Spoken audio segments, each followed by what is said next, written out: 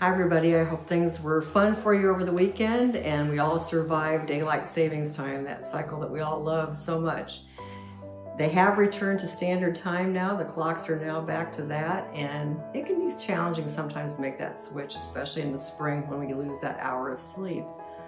But daylight savings time has been impacting our biorhythms for decades now, so it's really not anything new, just kind of annoying.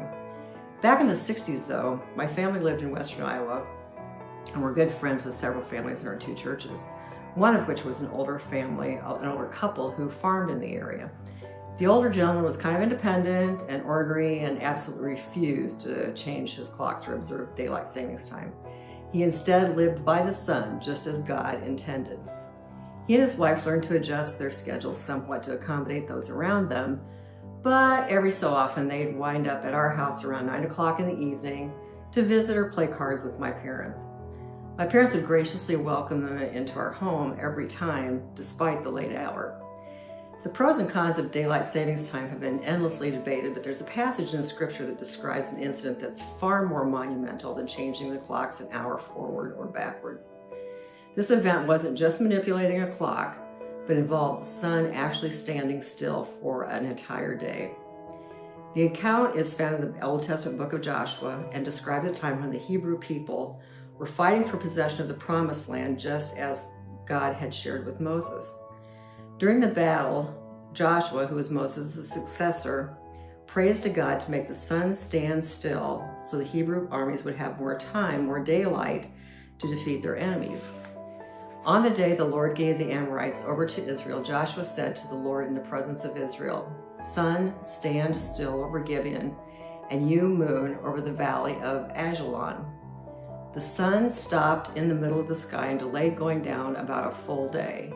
There has never been a day like it, or before or since, a day when the Lord listened to a human being. Can you even imagine the sun not moving for most of an entire day? This was a spectacular feat and obviously an example of answered prayer. We know that God will hear and answer all our prayers in His way and His time. But this account also exemplifies there is nothing that God cannot do, even what seems beyond impossible. Only God and God alone could actually stop the sun from following its natural course for a whole day. This passage and others remind us not to take God for granted, but constantly praise His incredible power and might.